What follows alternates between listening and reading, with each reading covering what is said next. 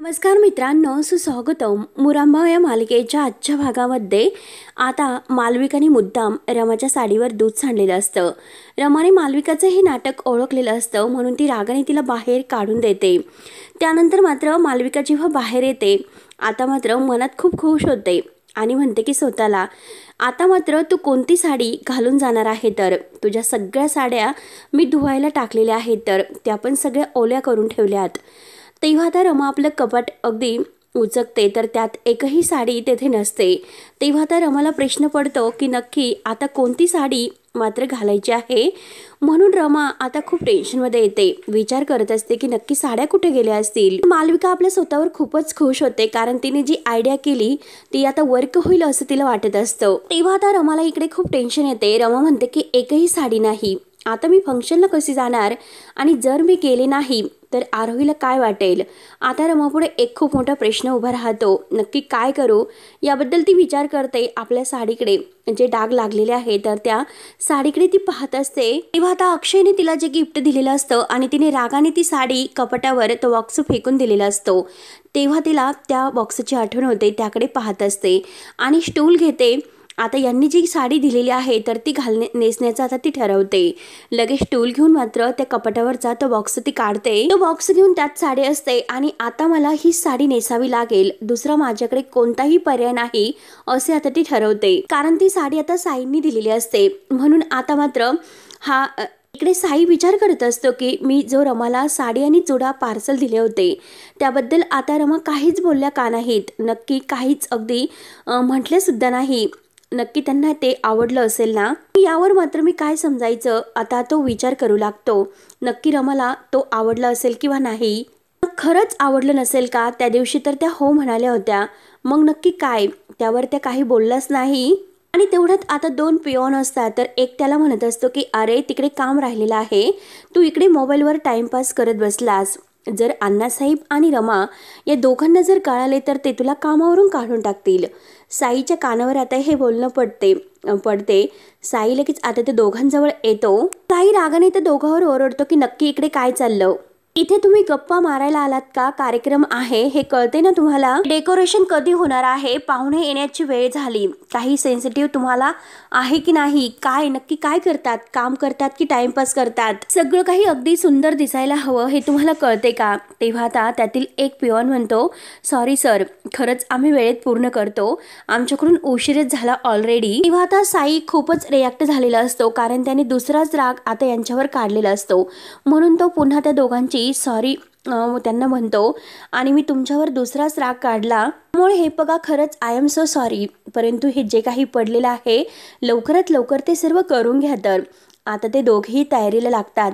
डेकोरेशनची पूर्ण तयारी आता अगदी सुरू होते आणि तेवढ्यात मात्र रमा एका मॅडम बरोबर गप्पा करत नेमकं साईने दिलेली साडी नेसून येते. साई आता रमाकडे पाहतच असतो.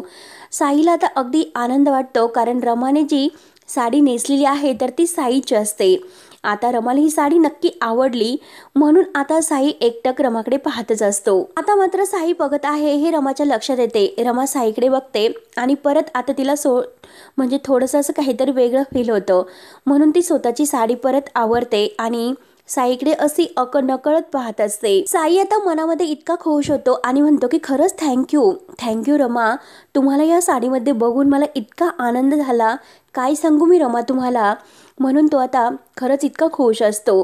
तर आता रमा ही अगदी साईकडे पाहते आणि नक्की साईंना काहीतरी वेगळं वाटेल की त्यांनी दिलेली जी साडी आहे तर मी अगदी प्रेमाने नेसलेली आहे असं त्यांना वाटेल, परंतु माझ्याकडे आता कोणताही असा पर्याय नव्हताच, म्हणून मला ती साडी नेसावी लागली.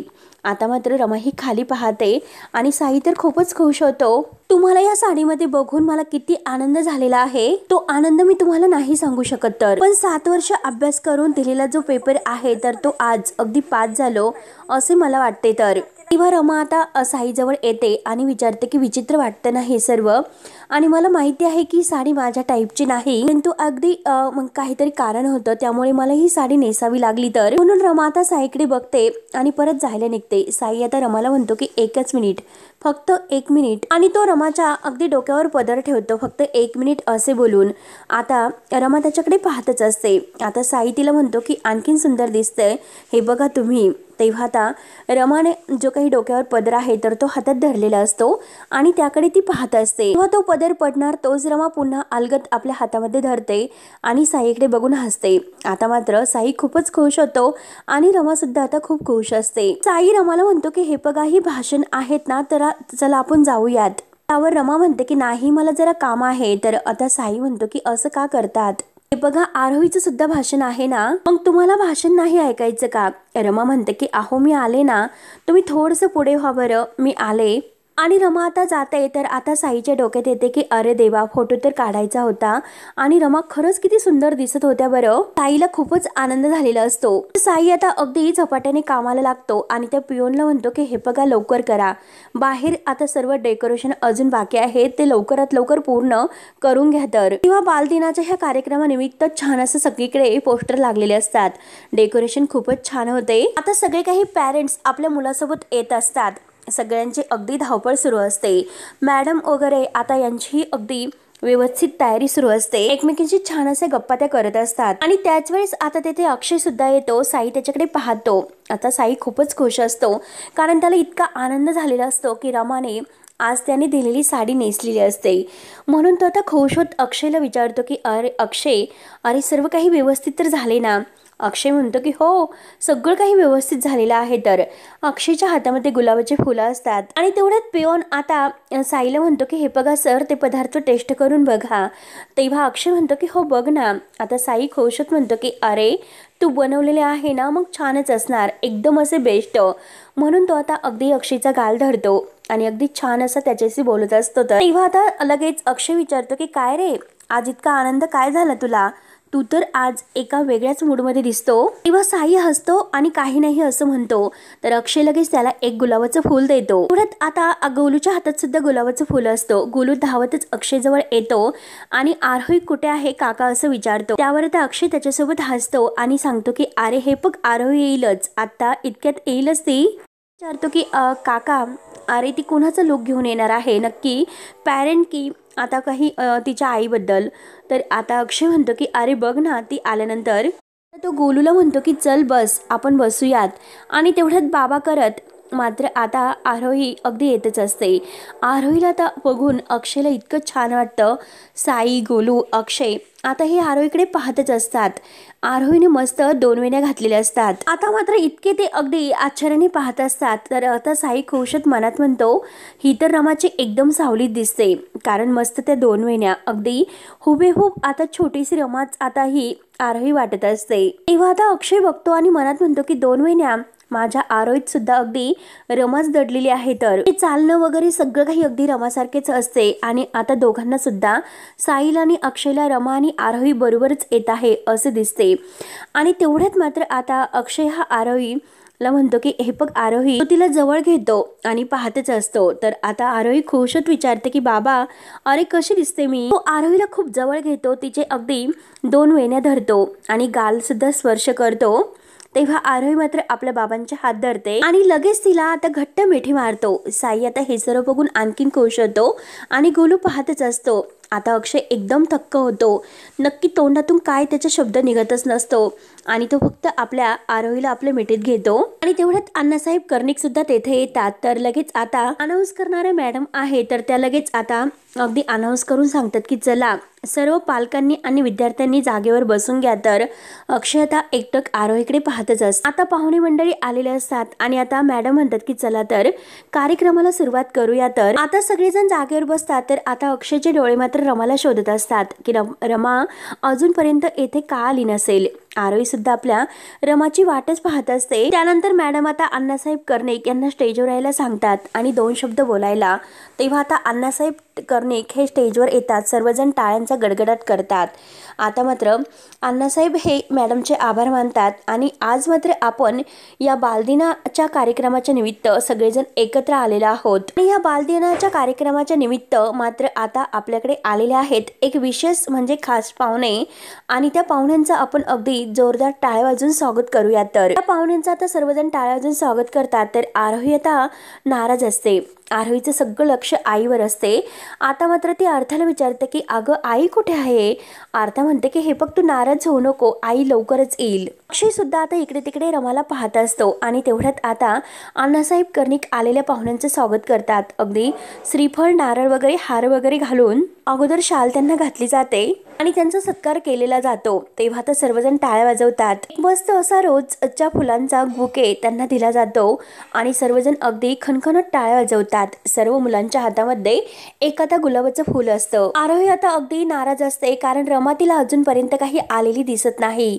तिचं लक्षच आता कार्यक्रमामध्ये लागत नाही. ती सारखी रमा कधी येते याची वाट पाहून असते. तिचा जीव मात्र अगदी सर्व रमाकडे लागलेला असतो. त्यानंतर आता अण्णासाहेब आहे तर हे मात्र आता बोलायला सुरुवात करतात. आता अण्णा पुढे म्हणतात की पुष्प गुच्छ देऊन मात्र छान आपण असं पाहुण्यांचं स्वागत केलेलं आहे. तर आणि हे बघा मुलांनो, आज तुम्हाला कल्पना तर असेल कारण कोणता विशेष कार्यक्रम आपण येथे करणार आहोत. तर आणि हे बघा सर, आज मात्र येथे एक आगळा वेगळा आणि असा युनिक असा कार्यक्रम साजर होणार आहे. ज्या कार्यक्रमामध्ये आम्ही सगळे विद्यार्थी आणि विद्यार्थिनी मात्र आपल्या आई वडिलांसारखे वेशभूषा आणि पोशाख करून आलेले आहेत आणि एक एक करून आता प्रत्येक विद्यार्थ्याला आपण येथे मंचावर बोलावणार आहोत. तर मात्र हेच विद्यार्थी कुणाच्या वेशभूषा घेऊन येथे आलेले आहे तर ते दोन दोन शब्दात सांगणार आहे. तर त्यासाठी मात्र मी आपले प्रमुख पाहुणे आहे तर त्यांना विनंती करतो त्यांनी आपलं जे मनोगत आहे तर ते व्यक्त करावं म्हणून. आता सर्वजण टाळ्या वाजवतात. तेव्हा आता जे पाहुणे आहे आजचे तर ते स्टेजवर बोलायला येतात. आता मात्र ते सगळ्यांना नमस्कार करतात. सगळ्यांचं अगदी मनपूर्वक आभार मानतात आणि आजच्या या बालदिनाच्या कार्यक्रमानिमित्त मी येथे उपस्थित आहे याचा मला खूप असा आनंद होतोय. असे म्हणायचे की आजचे हे बालक आहे ना तर ते उद्याचा भारत घडवतील आणि तुमची ही मुलं बघून मला असं वाटतं तर नक्कीच पाचगणीचं भविष्य उज्ज्वल आहे. तर आता हे सर्व ऐकून सर्वांना खूप आनंद होतो आणि सर्वजण अगदी टाळ्या वाजवतात. शाळेने मात्र ही जी कल्पना राबवलेली आहे तर ती अत्यंत प्रेरणादायी आहे. तर आणि प्रत्येकाला मात्र आपले आई वडील हे अगदी महत्त्वाचे प्रेरणा स्रोत असतात आणि तुम्ही स्वतः आता त्यांच्या भूमिकेमध्ये जातात म्हणजे असं की तुम्हाला अगदी त्यांच्याबद्दल नितांत असा आदर आहे. तर त्यामुळे मला पूर्ण खात्री आहे की तुम्ही आपल्या आई वडिलांच्या विषयी मात्र अगदी छान असं काहीतरी सांगताल म्हणून. आणि हे सर्व ऐकण्यासाठी आम्ही सर्वजण खूपच असे उत्सुक आहोत. तर आणि आता कार्यक्रमाला आपण सुरुवात करत आहोत. त्यामुळे आता सर्व पालकांना आणि यांना बालदिनाच्या अगदी शुभेच्छा. तर सर्वजण आता खुश होत पुन्हा टाळ्या वाजवतात. आरोही बिचारी अजूनपर्यंत नाराज असते आणि अक्षय सुद्धा आता खूपच म्हणजे कावरावरा होतो कारण रमा कुठे, रमा अजूनपर्यंत इथे का आली नसेल, ती कुठे असेल. तर अण्णा सुद्धा रमाला शोधत असतात की रमा कुठे आहे. तर आरोही बिचारी खूपच डिस्टर्ब होते. तेव्हा आता लगेच अण्णा हे साईला खुणावतात की अरे रमा कुठे, किती वाजले बघ ना, किती उशीर होतोय. साई म्हणतो की हो ते आलेलेच आहे. तर आता अण्णा म्हणतात की रमाला बोलावून घेऊन ये लवकर. साई धावतच आता रमाला बोलवायला जातो. तर आता मॅडम म्हणतात की चला तर कार्यक्रमाला आता सुरुवात करूयात. तेव्हा आता जो काही पहिला विद्यार्थी असतो तो असतो सौरभ शेगावकर आणि तो स्टेजवर येतो. मस्त आता दोन शब्द तो आता आपल्या आई वडिलांबद्दल आणि ह्या बालदिनाच्या कार्यक्रमामध्ये बद्दल बोलतो आणि आता तो निघून जातो आणि आता सगळेजण त्यासाठी टाळ्या वाजवतात. तर त्यानंतर दुसरा विद्यार्थी असतो तो सत्यजित पवार आणि तो सुद्धा आता स्टेजवर येतो. छान असं बोलतो. सर्वजण टाळ्या वाजवतात आणि आता अक्षय तर रमाला शोधत असतो. अजूनपर्यंत रमाचा काही तपास नसतो की नक्की रमा कुठे गेली असेल. आरोही सारखी आता आपल्या रमाला शोधत असते की नक्की कुठे गेली आई. आता एक होऊन आता असे अनेक विद्यार्थी होत असतात. आरोहीचा जीव कावराबावरा होतो. नक्की रमा कुठे आहे म्हणून ती इकडे तिकडे पाहत असते. तिचं काही कार्यक्रमामध्ये मन लागत नाही. अक्षय, अण्णा हे सगळेजण आता रमा कुठे गेली असेल म्हणून आता रमाची वाट पाहत असतात. साई तर बोलायला गेलेला आहे पण अजूनपर्यंत तो सुद्धा आलेला नसतो. आता आरोहीला असं वाटतं की आई येते की नाही. आता अर्थ तिला अगदी आधार देत असते की अगं येईल आई, नको इतकं टेन्शन घेऊ. आता आरोहीचं काही मन लागतच नाही. आता विद्यार्थी बोलत असतात आणि आपल्या आईबद्दल आपलं बाबाबद्दल मनोगत व्यक्त करत असतात. सगळ्या मुलांची भाषण खूपच छान होत असतात. आता मात्र जे आलेले पाहुणे आहे अण्णासाहेब कर्णिक यांना म्हणतात की खरंच सगळ्या मुलांनी खूप छान अशी भाषणं केलेली आहेत. तर त्यानंतर आता जी दुसरी विद्यार्थी विद्यार्थिनी आहे तर तिचं नाव घेऊन तिला उठवले जाते. ती लगेच आता भाषण देण्यासाठी स्टेजवर येते. तेवढ्यात आरोही मात्र अर्थाला विचारते की अगं आई कुठे आहे? अजूनपर्यंत ती का आली नसेल? कुठे असेल ती? मला आईला घेऊन स्टेजवर जायचं आहे, आई का येत नसेल? अर्थ बिचारी तिला आधार देत असते की अगं हे बघ बाळा, तू जेव्हा स्टेजवर जाईल ना त्याच्या अगोदरच आई येईल इथे, नको काळजी करू. त्यावर आरोही म्हणते की जर आई येणार नसेल तर मी स्टेजवर नाही जाणार. अर्था म्हणते की अगं असं करून कसं चालेल, तुला शेवटी स्टेजवर तर जावंच लागेल. आता अर्था सुद्धा इकडे तिकडे रमाला शोधत असते. आता आरोही तर पूर्णपणे डिस्टर्ब होते, नाराज होते. आई का आली नसेल? आता रमा मात्र इकडे आपल्या रूममध्येच आता लॅपटॉपवर मात्र जिकडे भाषण सुरू आहे तर स्टेजवरील सर्व काही कार्यक्रम ती पाहत असते. आता रमाचा जीव सुद्धा इकडे कावराबावरा होतो. आणि तेवढ्यात अर्था लगेच तिच्या कॅबिनमध्ये येते. रमा तिला म्हणते की अगं अर्था, तू इथे काय करतेस? तिकडे कार्यक्रम सुरू आहे तर. अर्था लगेच आता रमाला विचारते की काकू, तू हे सर्व का बघतेस? आरोही भाषणच देणार नाही. रमा आता विचारते की का देणार नाही? तर आता लगेच अर्था म्हणते की हे बघ, कारण तिला एनकरेज देण्यासाठी कोणीच नाही, तिचे बाबा सुद्धा नाही आणि तिची आई सुद्धा नाही. परंतु हे बघ अगं, तू घाबरू नकोस, मी शिकवेल अगं आरोहीला. आई बाबा जर बरोबर नसतील तर कसं जगायचं? आणि कदाचित मात्र ती उद्या माझ्यासारखी होईल. आणि हे बघ, माझी आई तर या जगामध्ये नाहीच, परंतु मला दुःख या गोष्टीचं आहे तर आरोहीची आई जिवंत असताना सुद्धा तिला हे सर्व भोगावं लागणार आहे. तर तेव्हा आता रमा म्हणते की अर्था अगं, तेव्हा अर्था काही न बोलता लगेच तेथून निघून जाते.